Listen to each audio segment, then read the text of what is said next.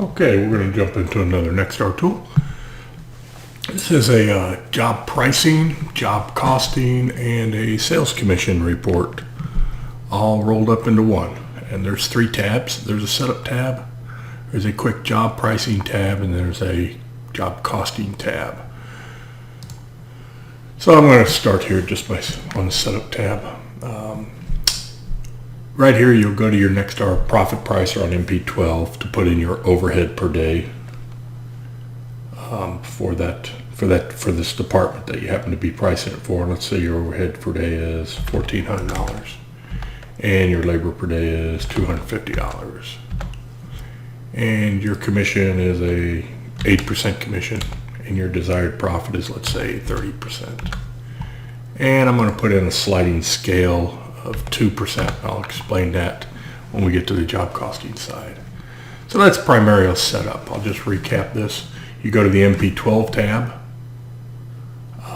to put in your overhead per day, your labor per day on the MP12 tab, your commission. This is starting with your top starting commission for the salesperson they can earn. Then your desired net profit, and then a sliding scale, and I'll show you that again on the job costing tab. So let's start over here at the quick job pricer. Let's say it's a 1-day job, and our commission is going to be 8%, and we're looking for 30% profit. All right, and you're selling 1 day without any material or anything else for $26.61.29. That's covering a 30% profit and 8% commission. All right, and you come over here and you fill in what are the costs involved in this job. So you've got some equipment, let's say a couple $1,000s in equipment. You got a subcontractor for $200 for whatever reason, and you're pulling a permit on this job, so it's $75. All right, there's other things that you could have in here. You can just add them up in here. It automatically adds it in and gives you your price over here. So you could put in your customer name. Let's say Mrs. Jones is the customer on this, and the salesman is Jim.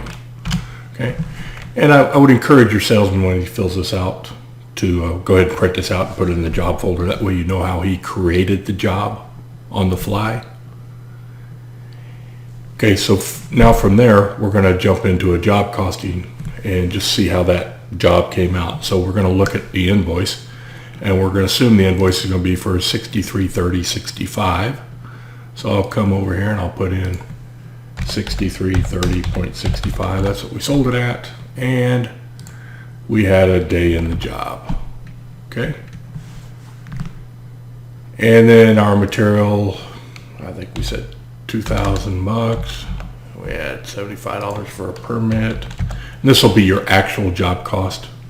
As you go through this, you have to figure out what your actual job costs are. And we had a $200 subcontractor, I believe. And then that should have brought us to a 30% profit. Let's just verify that that was our cost going in. It was, and surprisingly, that was our cost at the end of the job. Now, like I do, that's rare. That hit exactly. So let's just say this is $2,300. Okay, you're going to notice that it's going to create a red flag here. That's going to identify anything that is not normal. So in other words, we bid this with $2,000 in equipment, and we had an expense of $2,300. So it helps you identify where the problem may be on the bidding side, or possibly the ordering the equipment side, or the waste on a job. So that's what these red flags are intended to do. All right, and let's just open this up, show you what we got. So by jumping that cost up to $2,300, it brought our profit down to 25.3. Well, this is where the sliding commission comes into play. At 8%, we agreed to pay, or at a 30% profit, we agreed to pay an 8%, which would have been $506. on that job. Well, it was short 300, so that would bring the commission down to 206.46. However, we also agreed to pay 6% if it came in at 20. And this is where that sliding scale, it drops down 2%, where I had it on the setup tab, 2% sliding scale. And I set up the parameters of a 30%, 20, 10, and an 8. You know, if you decide you want to use 40%, you can go 40 and make a sliding scale any way you want to. You can customize these right here, okay? But everything else is pretty much a formula, except for the white tabs. Those are plugged in entries also. So at 6%, the guy's going to make $379.84. Well, you're going to pay him the greater amount. Now, I want to restate, because it sounded like I was going to not pay this guy $506.45. That depends. That depends on whether he wrote down the wrong equipment, he bid the wrong equipment when he sold it, or we may have an old pricing guide that we gave him and it says 2,000, and then when the bill came in it said 23. Well, I'm not going to ding my salesman for that, otherwise I won't have him hanging around for very long. So he's going to get paid his $506.45 for this job.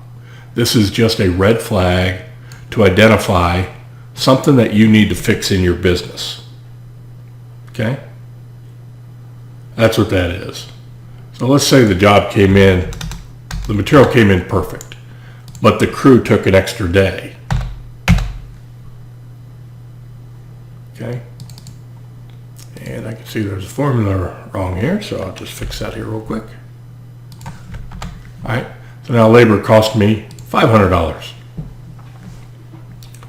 Now you can see I'm way short. It all turned red.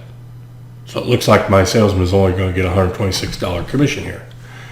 Well, this is where I have to go back to my install manager and say, what happened on this job? Now, if the salesman bid it for 1 day, and it was truly a 2-day job, and he misbid it, then yes, he gets dinged. But if it's a 1-day job, and he bid it for 1 day, and it took the crew 2 days because they were hungover or whatever the deal was, I'm not going to ding my salesman. I'm still going to pay him his full rate. Otherwise, you won't have a salesman. Okay? So based off of that, the guy takes 2 days. The job only came in at 3.9% profit. It also shows the profit over on this portion here too. Okay, it's a quick self-study guide, or it's a quick pricing guide and a job costing guide. When you're done with this, put the customer's name in again and put the salesperson in there, and then print this off and give it to your salesman so he can see how it came out. He's going to already have a copy of this. He wants to make sure he's going to get his commission. He's expecting $506.45. And when you show him that he's only getting this, and you can tell him, well, you misbid it, or you're going to say, you know what, the guys took longer, you're still going to get this. All right? So it's just a quick little tool to help you identify how each job comes in. If you're doing day-long jobs, they need to be job costed. Anything over a day, I recommend you always job cost these jobs. Now, we do have a tool called the HVAC Operations Manager that you can use for 1-day jobs like this. But if this is a one-off and you don't have a lot of that type of work, I still recommend that you use a tool like this so you can job cost these jobs. And it's a quick, easy pricing guide. Okay, with that, I'm going to leave you. Thank you much. And let's see, stop it.